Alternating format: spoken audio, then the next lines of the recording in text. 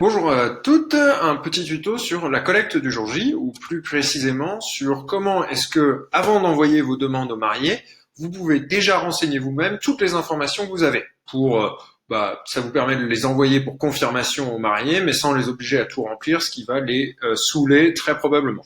On va se mettre par exemple dans le cas de la demande de questionnaire du jour J, mais vous pouvez faire exactement la même chose avec les invités ou même avec les prestataires.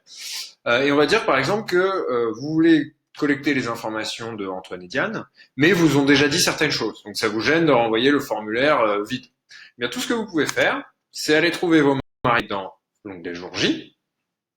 Hop, on va trouver le couple en question et vous pouvez remplir l'ensemble du formulaire directement sur la plateforme en fonction de ce que vous avez. Donc, par exemple, voilà, là j'ai deux changements de tenue, lui il a zéro changement de tenue, je sais pas, l'échange des alliances se fait en cérémonie laïque ou religieuse. Bon, très bien, donc vous avez rempli toutes vos informations et à ce moment-là, vous pouvez envoyer le formulaire à vos mariés.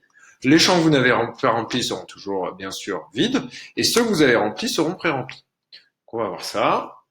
Hop, si vous redéclenchez la collecte des infos du jour J pour les mariés, et là, je peux me connecter avec celui-ci.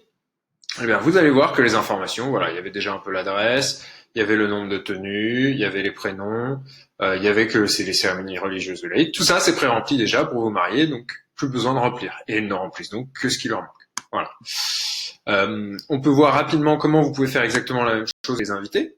Si, par exemple, les mariés vous ont déjà donné des noms d'invités, ou si vous ont déjà dit que certains ne font rien, eh bien, vous pouvez aller retrouver la liste des invités, par exemple d'Antoine et Diane. Vous pouvez retrouver, OK, test. On m'a dit que test ne voulait pas faire d'animation. Pof, vous pouvez le remplir vous-même. Du coup, test ne sera pas relancé, par exemple, si jamais il a déjà reçu son formulaire, parce qu'à ce moment-là, on saura qu'on n'a plus à le relancer. Et vous pouvez faire exactement la même chose également avec les prestataires. Si par hasard vous avez eu un échange au téléphone avec eux et que vous ont dit au fait moi j'ai 3 allergies dans ma team, c'est important, blablabla, et ben vous pouvez aller sur le prestataire concerné, hop, et vous pouvez aller remplir les infos que vous savez. Non, ils n'ont pas besoin de matériel, et puis il y a 3 repas, et donc du coup il y en a un qui est allergique aux noix de Saint-Jacques, voilà, hop. Pareil, son formulaire sera déjà pré-rempli. Donc voilà comment vous pouvez déjà personnaliser la collecte du jour J avant même de la faire pour donner une meilleure expérience à vos mariés.